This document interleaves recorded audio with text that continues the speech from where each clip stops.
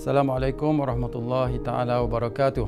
Saya Burhanuddin bin Luqman, anggota Jawatankuasa Penasihat Ibadah Haji, Tabung Haji.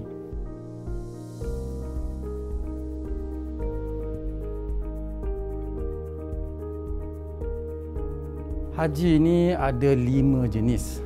Haji fardu, haji badal, haji sunat, haji nazar, dan yang kelima, haji qada.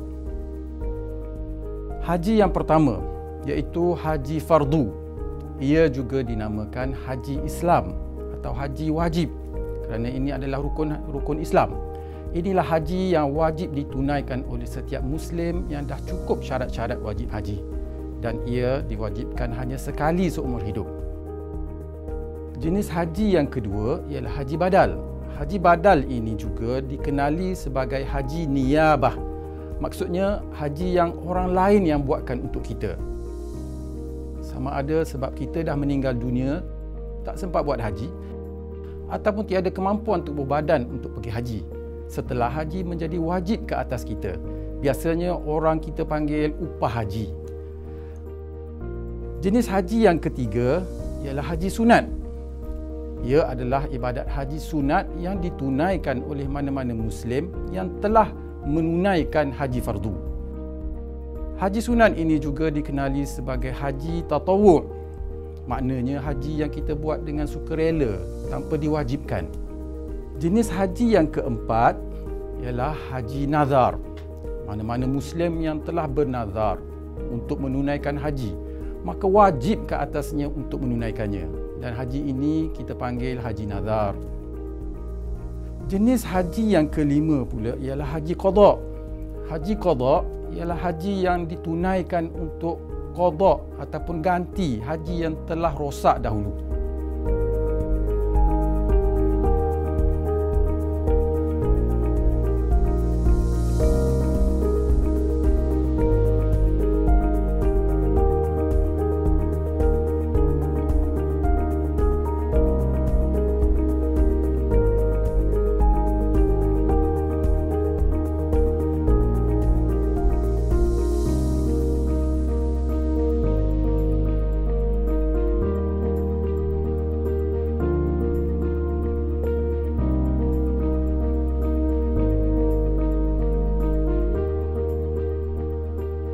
Cara-cara mengerjakan haji.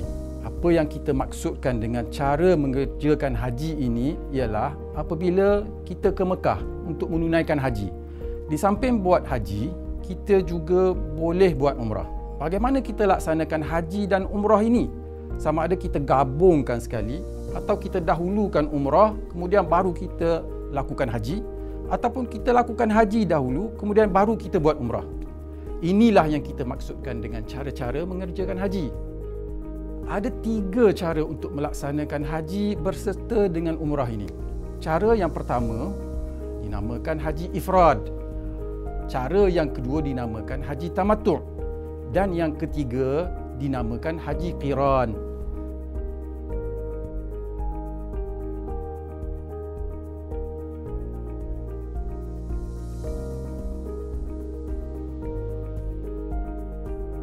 Cara yang pertama untuk mengerjakan haji ialah haji ifrad. Bagaimana? Jika masuk bulan Syawal sehinggalah waktu wukuf pada hari ke-9 Zulhijjah, kita tidak melakukan umrah, tapi kita terus niat untuk melaksanakan haji sahaja sehingga selesai semua kerja-kerja haji pada bulan Zulhijjah itu. Kemudian apabila sudah selesai haji, barulah kita lakukan umrah. Kenapa ia dinamakan ifrad? Kerana maksud ifrad ialah tunggal. Kita tunggalkan ibadah atau nusuk kita. Maksudnya di dalam bulan haji ini kita hanya lakukan satu ibadat, iaitu ibadat haji saja tanpa umrah.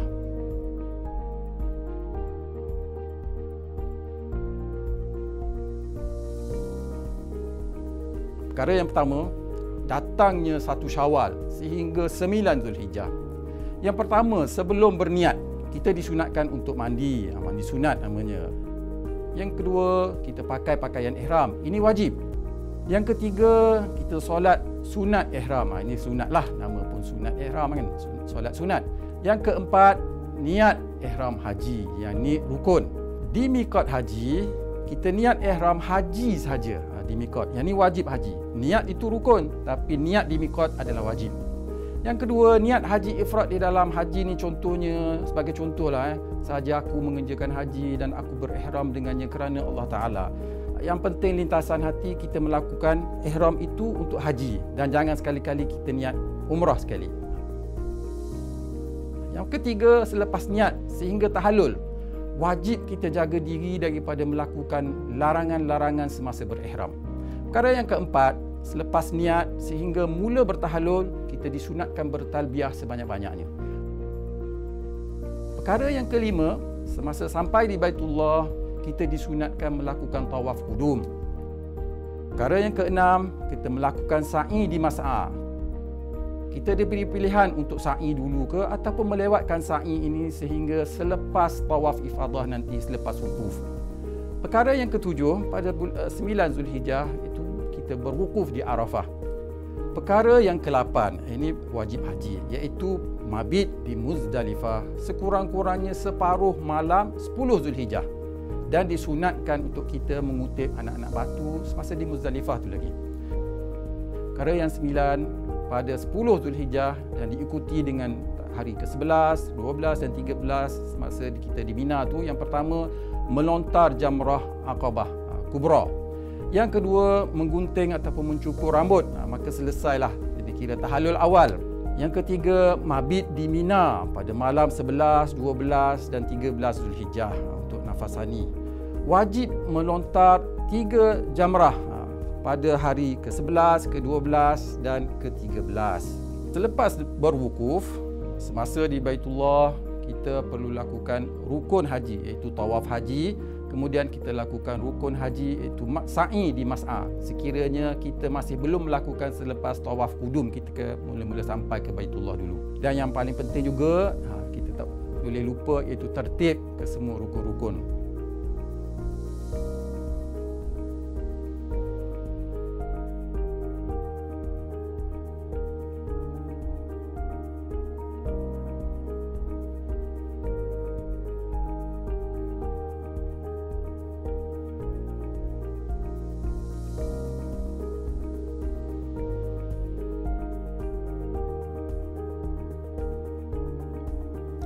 Langkah-langkah untuk mengerjakan umrah sekiranya kita telah mengerjakan haji ifrad. Umrah ini dilakukan di luar bulan-bulan haji atau setelah selesai semua urusan haji pada tahun itu. Disunatkan untuk kita mandi dulu, kita pakai pakaian ihram, yang ini wajib ya. Kemudian disunatkan juga untuk kita melakukan solat sunat sebelum ihram itu. Apabila di miqat, kita kena keluar sama ada ke Tan'im ataupun Ja'ranah untuk kita berniat ihram di sana. Kemudian kita diwajibkan untuk berniat itu di miqat. Selepas niat sehinggalah bergunting, kita wajib menjaga diri dari larangan semasa ihram. Selepas niat sehingga mula tawaf, disunatkan untuk kita bertalbiyah. Kemudian kita lakukan tawaf umrah di Baitullah 7 kali pusing. Kemudian kita sa'i umrah di mas'a. Selepas selesai sa'i, kita boleh bercukur ataupun gunting rambut di Marwah ataupun di mana-mana sajalah. Maknanya kita dah selesai, dan yang penting kita jaga tertib semua rukun-rukun itu. Selesailah umrah kita.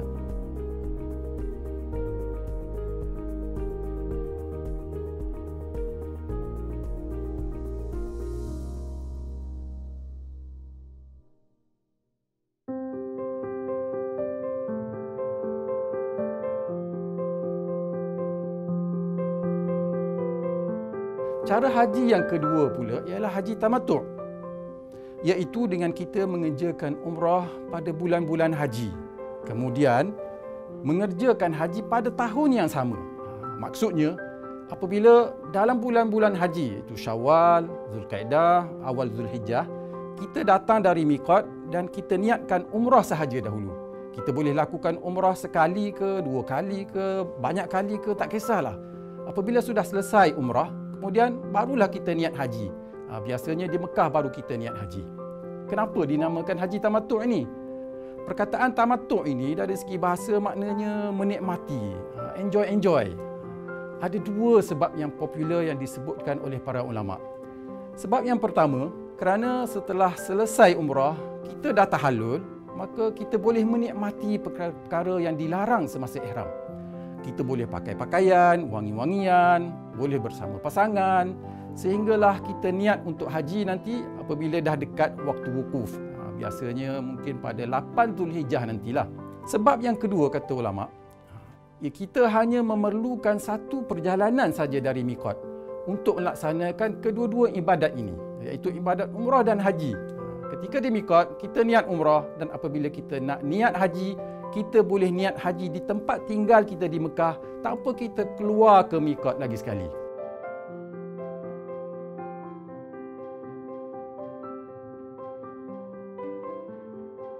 Langkah-langkah untuk mengerjakan umrah sekiranya mengerjakan haji tamattu'.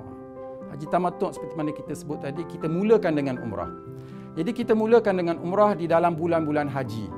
Kemudian barulah kita kerjakan haji pada tahun yang sama. Maka kita dinamakan tamattu'. Perkara pertama, apabila dah masuk bulan haji 1 Syawal sehinggalah ke 9 Zulhijjah ni, kita boleh mulakan dengan umrah, disunatkan mandi, sunat ihram, dan kita diwajibkan pakai pakaian ihram. Kita disunatkan juga untuk solat sunat ihram. Lepas tu, ketika di miqat itu, ini rukun. Kita kena niat ihram umrah saja. Itu penting, niat ihram umrah saja. Jangan combine sekali dengan haji. Kemudian kita niat ihram umrah itu di miqat, yang ini diwajibkan. Selepas mikot boleh juga, tapi kena bayar dam. Contoh niat umrah ni, contoh saja sahaja aku mengerjakan umrah dan aku berihram dengannya kerana Allah Ta'ala. Yang penting lintasan di hati kita. Selepas niat sehingga bergunting, wajib bagi kita untuk menjaga dari melakukan larangan-larangan di dalam ihram. Yang keempat, selepas niat sehingga mula tawaf, kita disunatkan bertalbiyah. Dan seterusnya kita melakukan tawaf rukun umrah di Baitullah. Selepas tawaf, kita lakukan sa'i umrah di Mas'ah, bukan sa'i haji lagi ya. Kemudian selesai sa'i, kita bercukur ataupun bergunting di Marwah ataupun di mana-mana. Dan yang penting juga kita jaga tertib semua rukun-rukun itu. Sementara menunggu hari wukuf, hari ke-8, hari ke-9 tu, jemaah haji eloklah digalakkan untuk melakukan perkara-perkara sunat. Contohnya tawaf sunat, berjemaah di Masjidil Haram mengikut kemampuan kita. Kalau nak buat umrah sunat pun boleh juga.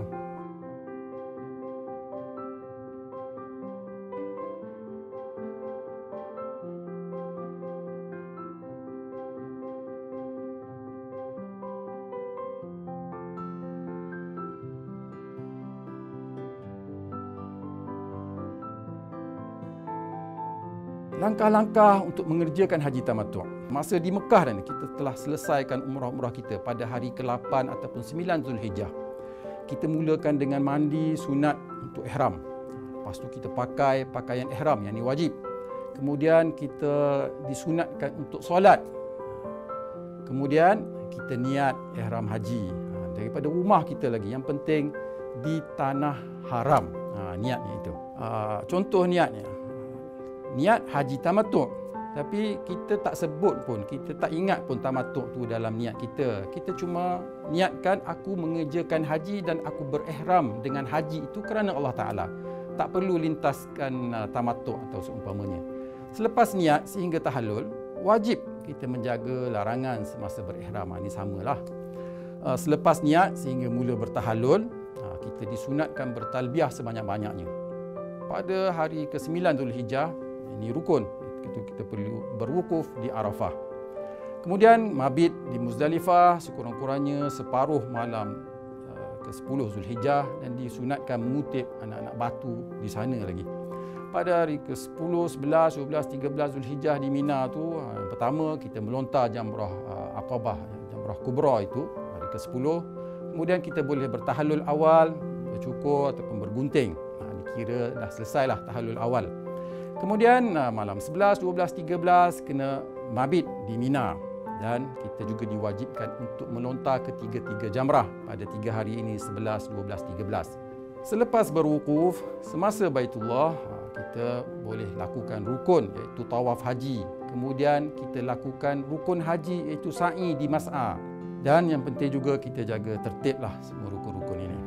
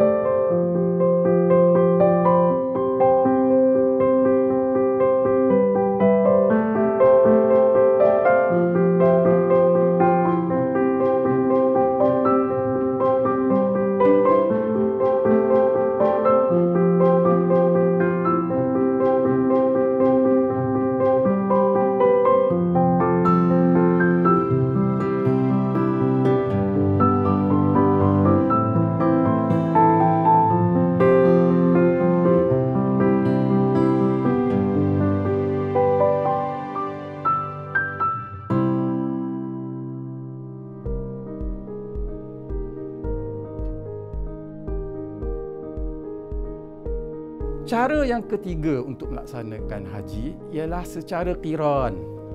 Maksud qiran ini ialah kita gabungkan sekali di antara haji dan umrah. Kedua-dua berjalan serentak. Dua dalam satu. Kita lakukan satu acara ibadat tapi kita niatkan kedua-dua sekali. Jadi dapat dua lah. Haji qiran ini boleh dilakukan dengan dua cara. Cara pertama, kita berniat mengerjakan haji dan umrah serentak dalam bulan haji. Kemudian kita melaksanakan semua rukun haji dan juga wajib haji. Manakala umrah pula dikira selesai sebaik saja menunaikan segala ibadat haji itu. Maksudnya kita tidak perlu lagi melakukan ibadat untuk umrah secara berasingan. Kesemua rukun-rukun dilakukan satu kali saja. Hatta niat pun dibuat dengan bersama. Yang pertama, haji qiran ini boleh dilakukan bila-bila masa daripada 1 Syawal hingga 9 Zulhijjah. Jadi sebelum berniat, samalah macam lain-lain untuk ihram. Kita mulakan dengan mandi untuk sunat sebelum kita berniat. Kemudian kita diwajibkan pakai pakaian ihram. Kita juga disunatkan untuk melakukan solat sunat sebelum ihram. Kemudian rukun, kita perlu berniat haji dan umrah sekali di dalam niat kita. Di miqat haji, kita diwajibkan untuk berniat ihram haji dan umrah ketika di miqat tu. Jadi cara niatnya, dalam hati kita, kita niatkan, contoh sahaja aku mengerjakan haji dan umrah dan aku berihram dengan kedua-duanya sekali kerana Allah Ta'ala. Selepas niat sehingga kita bertahallul, wajib ke atas kita untuk menjaga diri dari melakukan sebarang larangan semasa berihram. Selepas niat sehingga kita mula bertahallul, kita disunatkan bertalbiyah sebanyak-banyaknya. Semasa di Baitullah, kita disunatkan untuk melakukan tawaf qudum. Mulakan dengan tawaf. Kemudian kita melakukan sa'i haji dan umrah di mas'a itu. Dan boleh dilakukan sebelum atau selepas wukuf. Pilihan untuk kita.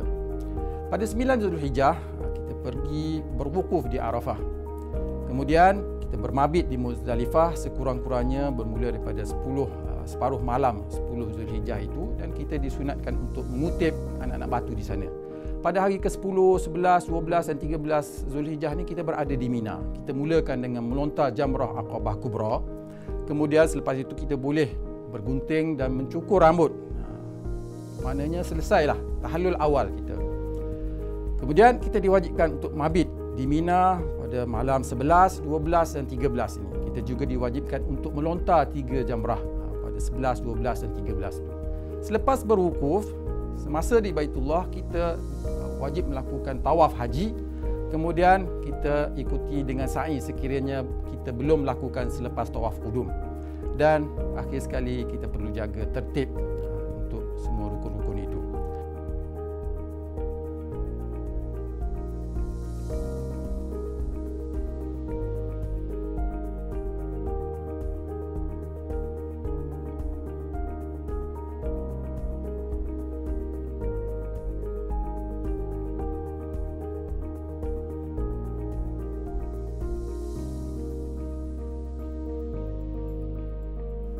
Cara yang kedua pula, Mula-mula kita berniat mengerjakan umrah sahaja dahulu.